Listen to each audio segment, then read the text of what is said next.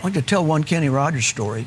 We were playing in Las Vegas, so it had to be 79 or 80, and he had put the word out. He wanted to do something with an R&B artist or a soul artist, or, you know, mix it up a little bit, you know. We're backstage in the dressing room, and one day I get a phone call, and it's the stage manager, and he says, there's some folks down here that want to say hi to Kenny. So I went out and I walked down the hall and I looked down the stairs. Lionel Richie and a couple Commodores are standing down there. Now I'm inside, I'm screaming at the top of my lungs, "Oh my gosh, you're Lionel Richie." So I bring him up. We were all pretty tight with Steve Wynn and the Golden Nugget. When Kenny first started out solo, we did a lot of shows there. And so Steve had sent over a whole bunch of ribs from his restaurant at the Nugget in a Rolls-Royce limo with armed security guards. And we were eating the ribs in the dressing room. Me and the band were at the coffee table, and Kenny and his wife, Marianne, at the time, from Hee Haw, Marianne Gordon, were at the dinner table in the dressing room. And I opened the door just a little bit, and I said, "Hey, Kenny, there's some songwriter out here, and he wants to play you a song." And the band is like, and the tension in the air was like Kenny was shooting arrows out of his eyes, and they were hitting me in the chest, you know. And I opened the door a little bit more, and now the band can see Lionel, and their jaws drop open.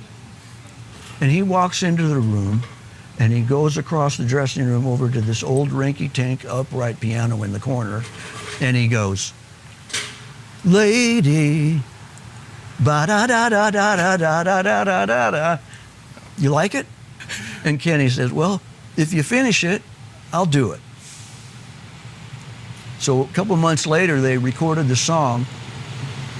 Now, here's the punchline. Back in those days, if you were George Jones or Tammy Wynette and you had a contract with your record label to do 7 albums and you did 6 and then they put out a greatest hits, that didn't count as your 7th album because all of the songs had been on the previous 6 albums. Well, when Kenny recorded Lady, he put it on his first ever greatest hits album, making that album copyrightable unto him itself and therefore fulfilling his contract. And that's why ever since then you saw people like Reba and George Strait, Patti Loveless, all started putting 2 new songs on their greatest hits album because Kenny did it first and it became a thing and it fulfilled their contract too. That's pretty genius. Did he come up with that, or yeah. did a lawyer come up with that? No, he all by himself. That's a smart man. Oh, he was. What did he think about Lionel? Oh, they were best buds. They became, yeah.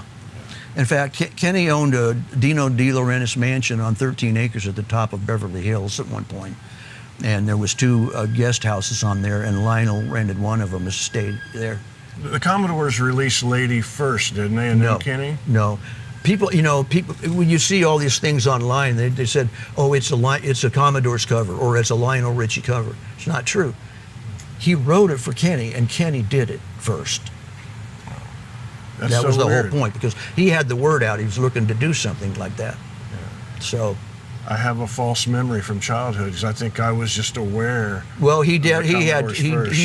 They had one called 3 Times a Lady. Yeah. But no, he didn't even have it when they got in the studio. Kenny owned Lion Share Recording Studio. It used to be ABC in Hollywood, and he bought it, and like he does with everything, he renovated it, and that's where they cut all the track for "We Are the World." But so that's where they were recording, and they didn't have a second verse. And I forget who it was. It might have been Jim Mazza, his manager, or his label head at the time, or his manager, Ken Cragen. But somebody said, "Oh, Lionel's in the men's room writing the second verse." He hadn't even finished the song yet, and Kenny's already sung the first verse and the chorus. So they had to go get Lionel and bring him back out with the second verse. I can only imagine sitting there listening to Lionel at that piano in that room. Yeah. So, that whole era of everything the Commodores touched was just beautiful. Yeah. Wonderful stuff, and it'd be in a room with that. Well, all I can say is that they were like brothers.